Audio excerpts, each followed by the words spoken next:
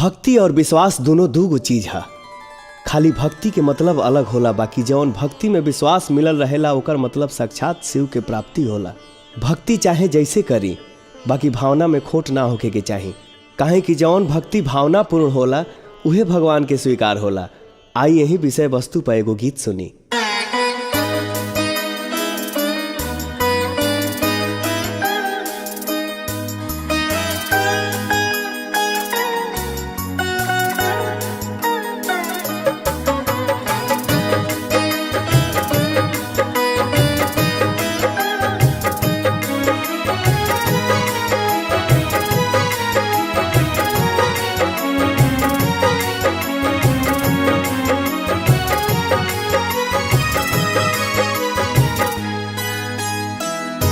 गंगा नहाइल बहुत बात नईखे, गंगा नहाइल बहुत बात नईखे, कांवर उठावल बहुत बात होला, देवघर में आइल बहुत बात नईखे, जलवा चढ़ावल बहुत बात होला।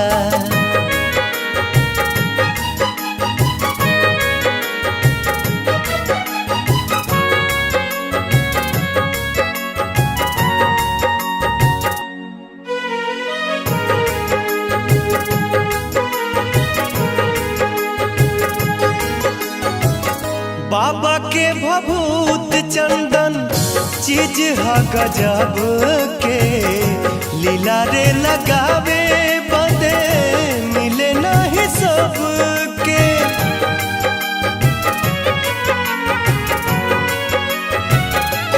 हो बाबा के भभूत चंदन चीज है गजब के, लीला रे लगावे बदे मिले नहीं सबके।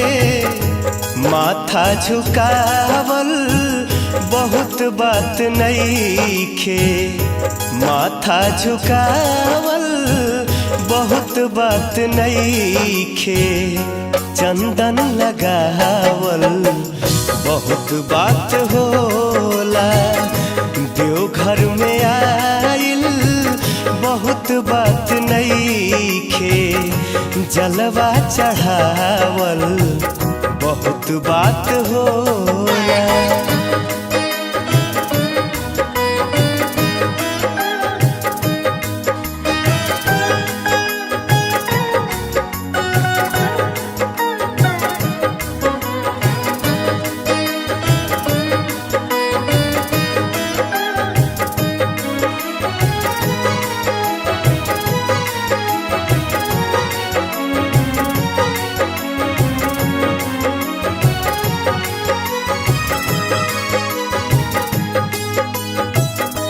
श्रद्धा बदिल में तो दिल बन जाला शिवाला, बस जाले बाबा इनकार खेलवा निराला।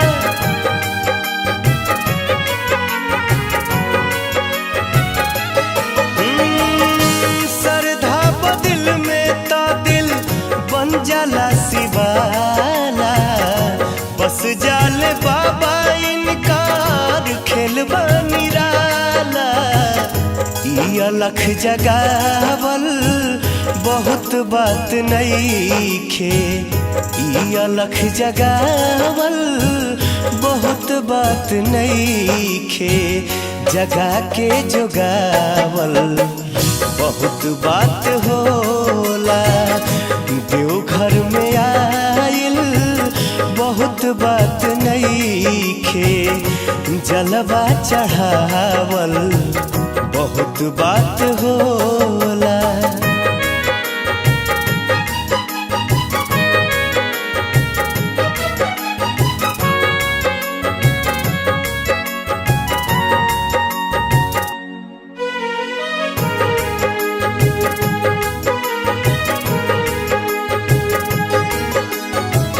विनय बिहारी पवन शिव कंवरिया गावत बजावत झूम